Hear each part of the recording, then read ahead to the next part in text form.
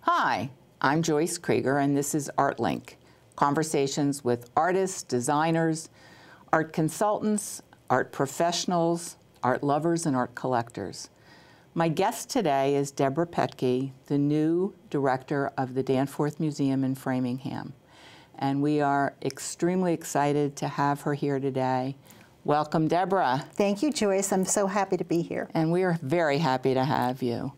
Debra comes to the Danforth with many years of experience, which she'll share with us a little bit later. But right now, for those of you who are not that familiar with the Danforth in Framingham, I'd like Debra to tell us a little bit about how the Danforth is different from other museums in the area and perhaps why she chose to come here.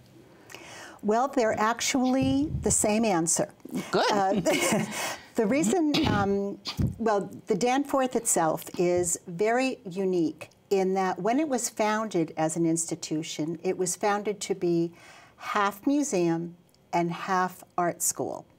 Now, there are many other institutions, of course, like the Boston MFA, that have an art school attached, but they usually came about after the founding of a museum, and they're a part of it, but they were never meant to be founded together.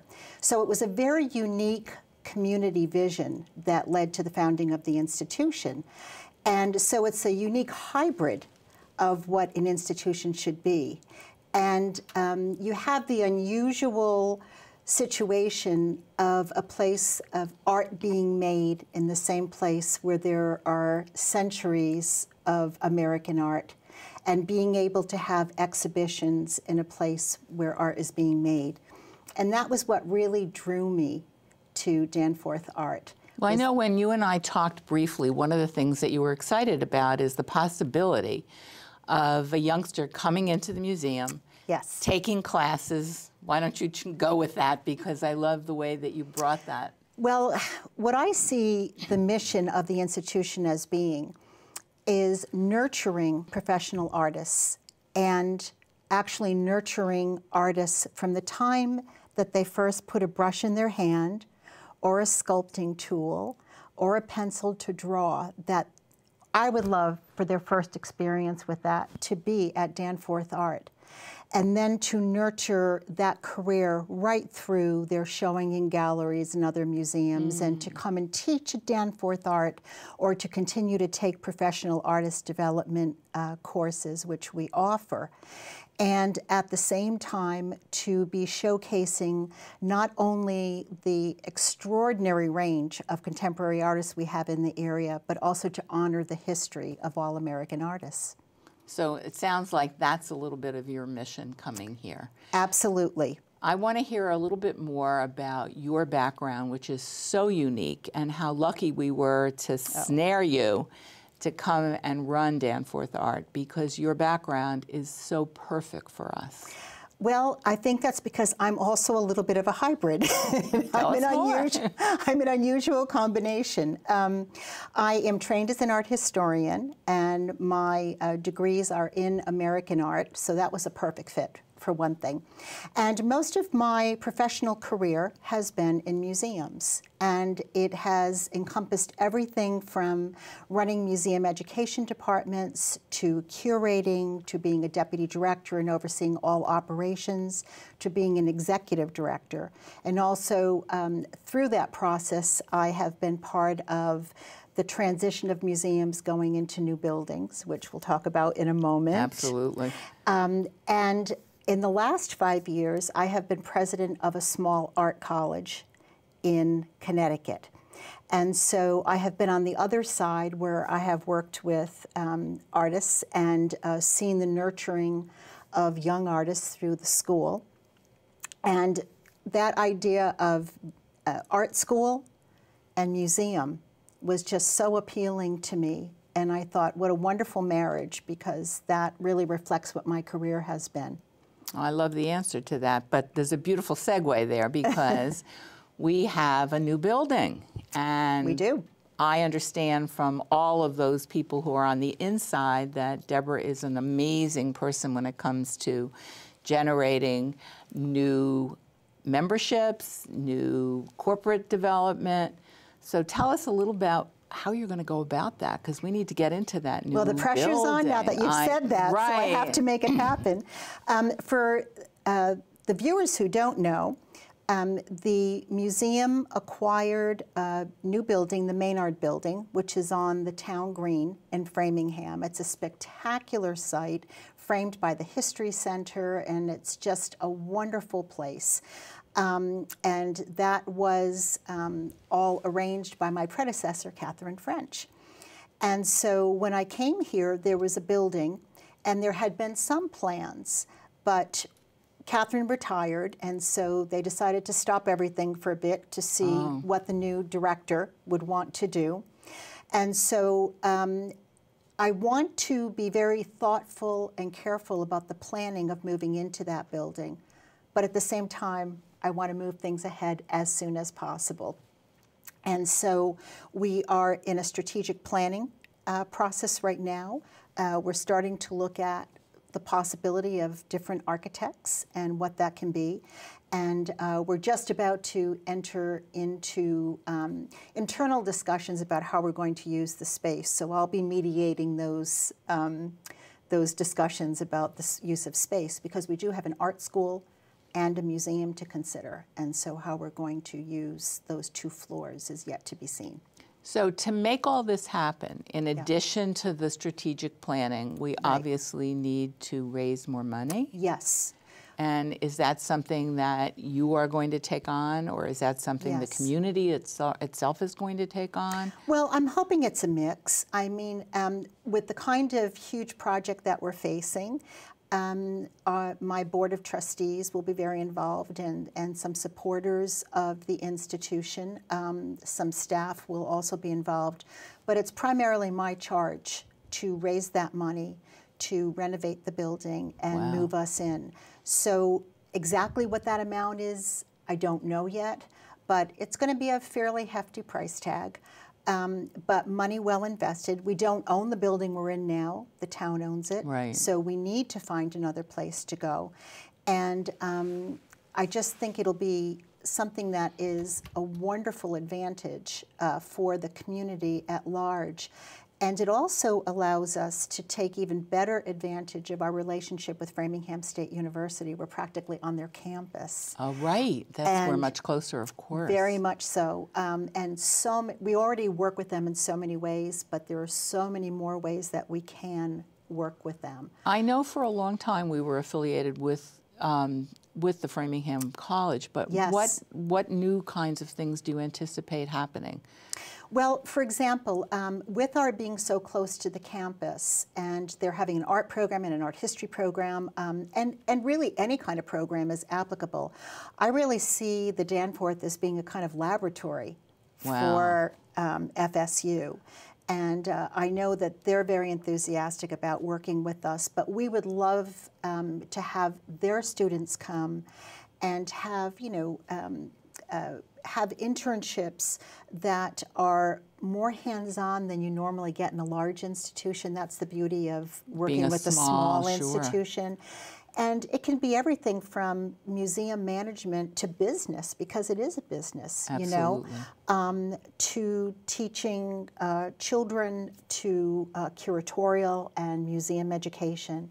And so we have a lot to offer students, and also we often hire students to work in our visitor center, and so we love that association. And I think we're very lucky to have it so close and have it available to us. Absolutely. Yeah. Now, I know that we have a couple of really exciting exhibitions coming up. We do. And I would love to hear a little bit more about one of the ones, the New England photography show that was recently.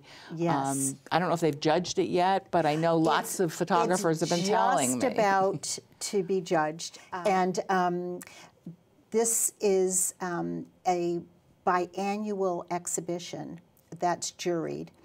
And it is in the past gotten quite a few entries, but this year the entries are up about 40%. Now, so do you think particularly that's exciting. Is that because of the person who's doing the curating, or is it because it's just becoming more well known? It could be. The woman owns the 555 Gallery, which is a new photography gallery in Boston that has really become a center for people who are interested in photography and artists in that medium. And so we're particularly excited that she is the juror. And I got a chance to see some of the submissions, and I have to say I was absolutely blown away. You know, a lot of times you can get these juried exhibitions, and the quality may not be exactly what you expect, but every single one of them I saw could easily have taken a prize, really? Clearly. And I'm really excited about what is going to be on the walls in the fall. So you also were telling me about a show that Leslie Starobin is doing, and yes. You were very excited about that. Yes. Is that public knowledge yet? It is public knowledge. It's going to open in early October. And Leslie is a contemporary artist who has an unusual take on some historic themes. And her theme for this is the Civil War. And what she is particularly interested in is the objects that defined the Civil War, the soldiers, their families, the women in their lives. She's particularly interested in women's issues.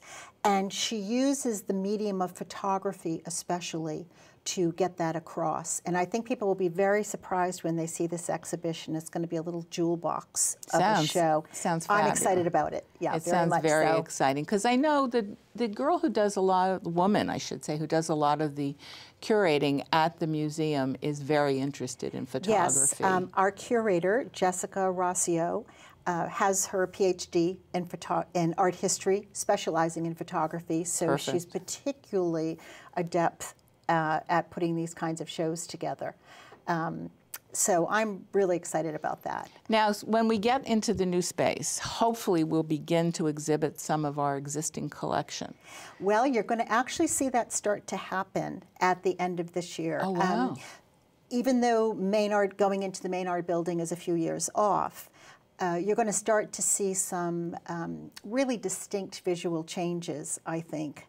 Just tell me if the curved wall is going to get straight yet. I don't think I can do that, and they didn't bring that up in the job interview, so I'm not going to have to do that. You know, there are a number of things that I think are going to happen.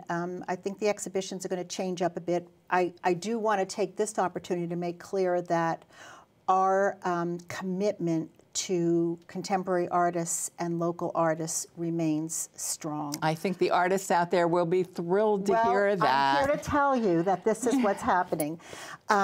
What we are going to do, though, is build even further on that, and we're going to have a number of different kinds of exhibitions that may juxtapose historic objects with contemporary. So using some of the collection with? Yes. Wonderful. And we are going to reestablish a place in the museum for the permanent collection. Great. So there will always be more permanent collection out besides our Meta Fuller room. And that'll change within itself. So it'll be rotating objects from our permanent collection. But we have about 3,500 objects. Wow. And so we're thinning that out a little bit now as we get ready for the move. But in 40 years, that's a good amount to have acquired. But you know, just as any museum that starts, everybody gives you something. Right. And so, you know, I used to work at the Wadsworth Atheneum in Hartford, and we had, you know, a moose head and all kinds of bizarre things in the basement, and that was 150 years old. So we have some things. I mean, we're a museum of American art, and we have some British works and that kind of thing that don't exactly fit the mission. And so we're going through a process of inventory and deaccessioning now, and it's like when you move anywhere. Right. You have to figure out what do we not have to put in the boxes and what's clear. And also to decide where we're going to be building the collection, you know. That's the exciting thing for you, I'm sure. It really is. It really is. And then the other thing I wanted to mention that's going to change and is really going to grow is our museum education program. Tell me more. Well, when we've had exhibitions, for example, artists have spoken in the galleries, and our education program through the art school is spectacular. I mean, whether it's for little kids, it's summer art camps, which are still open in August, and you can take all kinds of classes, as well as professional development classes and all of that. But the museum education side of the institution hasn't had a chance to really grow yet. And so I can see us doing many more big lectures and symposia and films and musical performances. And so anything that helps to interpret and the art and helps to put it into context. Well, I like that community outreach, and that's part of what's exciting about Danforth. Absolutely, and our community outreach is going to grow even more. So our Director of Museum Education, Amy Briggs, is working on a program now to send people from the Danforth out into the community to speak and talk about our collections, then come and see it at the museum. And we have a whole core of wonderful docents that will help us I was just going to ask you, because I know the docent program is a really impressive program, and for those of you who are a little timid about coming into a museum, you can always call ahead, get a tour. Maybe you want to talk a little bit about how comprehensive that docent program is. It's really quite amazing, and we have people who volunteer their time, and it's not just the time that's spent in the galleries with folks, but it is also the time spent in training, which is enormous because exhibitions change constantly, so you learn it and you master it and you're on to the next thing. And so they're very devoted, and you know, it doesn't have to be a formal group of people coming in. If you want to come in with your family or a couple of people and you'd like to get a private tour to talk about whatever's on the walls, we're happy to do that. So they're very, very well trained. Membership. Now, you have a number of different types of memberships, and I know you and I talked briefly about it, but I think it might be interesting for the viewers to hear what's what's available. There's a wide variety of memberships, and there are the standards you get in other institutions, you know, an individual membership, and we have discounts for Framingham residents, and we have discounts for seniors always. And you can get a family membership as well. But the membership that I'm the most excited about is the professional artists membership, which is rather unusual. If you join as an artist, you will get materials that will be sent to you that will help you with your career and your business of being an artist. But we also have workshops so that it may be as simple as framing your works. Is this affiliated with the school, or is this separate? It's actually, again, hybrid's the word of the day. It's a wonderful hybrid between the school and the museum, because there may be workshops that are hands-on, that are things that you're doing as an advanced artist, and that's through the school. And then you may have someone who'll come in and talk to you about marketing your work, and that would be through the museum. That is something that is really important, because you know, I've worked with artists my whole career. Right. Artists are afraid, for the most part, to market their work. They just think they should be in the studio working away and some miracle is going to happen, they'll be discovered. But the truth is, they really need to work on that. Well, that's why we want to help, because art is such a lonely profession. Isn't it, though? And you know, it's your entire relationship through the making of a piece is with that one piece. And it's so personal. And it's so hard to go to the next step, you know? And so well, it's judging. We want to help with that. You're worried about people not liking it or people commenting on it. Right. Are you going to have any type of critique so that Yes, we do that as well. That's great. We do have those. And so we want, first of all, we want all people to feel really welcome. You know, you don't have to come in and be really quiet in a museum. It's not a mausoleum. And we want people to just look at the art. They don't have to completely understand everything. I don't completely understand everything, and I have a graduate degree in it. Right. You know, and we want the artists to feel especially comfortable and well supported. You know, you go into a museum and you look at a work of art by somebody who's famous, and they were in the same exact place as you are today, even if it was 150 years ago. they were in the exact same place where they got done with the work and it was just them and the work, and they had to go out and convince somebody. Well, I think about Andy Warhol, for example. Right. I mean, there's a prime example of somebody who marketed his work, and today his Right. prices are soaring. He was almost too good at it, Joyce. Well, I agree with you. Because he was in advertising and marketing, Exactly. and so it was an easy transition for him, but you're exactly right. But even a lot of the contemporary artists have Yeah. been doing that and doing Yeah. it successfully. Well, we're lucky that we have social media now. Right. You know, and so that is a great plus for artists. So you can talk about the process, you can make people familiar with you personally and all of that. So I take special pride in the fact that our institution is so supportive of contemporary artists. Well, I think that I've gotten a lot of feedback, as I've shared with you, that the local artists were concerned because Catherine was very supportive. Yes, she was. And when I shared that with you, you assured me that they will continue that because it's really important. Decorative, is there, but it Right. hardly shows that much, Right. local work or regional work anymore. Yeah. They've kind of gone to a different level. And there's very few places where artists who are really very competent and very Yes. talented can exhibit their work and get that experience. Agreed. And our juried shows will continue. You know, we do annual juried exhibitions, and those will continue. And we'll also continue to exhibit individual artists or in groups. Speaking of that, you particularly have strong. an exhibition of Jason Berger's coming up. Do you want Yes. to talk a little bit about that? Yes, that's a beautiful show that is going to open in September 9th, I believe.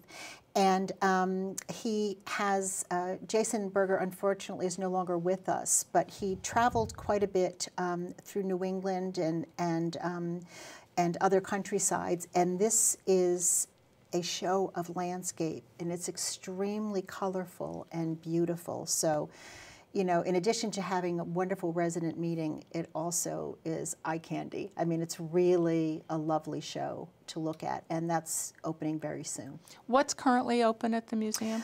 Our juried shows, so Off the Wall and Community of Artists. And so there are a couple of hundred examples right now of artists who are in the region in a variety of medium. It can be anything from painting to video. Are those works available for sale? Yes, they are. They are. So, not all of them, but some of them are, yes. So you can actually go there, fall in love with something, and actually And own it. possibly own it. Not right away, but And if worse comes to worse, if that work is sold or it's not for sale, then you know the artist's work and you can contact the artist and see perfect. what else they have. So. How do you advertise for artists when you have an open competition like that? So people out there who are listening might know where to go. Right. Well, the first thing I would do is encourage you to contact us at danforthart.org. And just let us know you'd like to be notified when. So go on the mailing list. Yes, go on the mailing list, and especially professional artist mailing list. That's, I think, particularly important. So we get the word out through email primarily, Facebook, Twitter, all the usual. And what about the website? Does Danforth have their own website? Yes, we have our own website, and so that's always updated, and you can find out what's coming up, and we'll let you know well in advance when it's going to be time to submit your work for perhaps being in the show. That sounds like a good plan to me. It is a good plan. If you had to say the 3 biggest goals for the next year for you, how would you identify those? I would say starting to raise the money. That is going to move us closer to the Maynard building. And so that means that we're going to make some significant steps towards that architecturally and planning. The second thing is to really integrate even further the museum and the art school, because they're such wonderful resources for each other and just strengthen us as an institution. And then I think the third thing is really to increase our exhibitions in terms of the variety that we have and also the museum education programs that we have.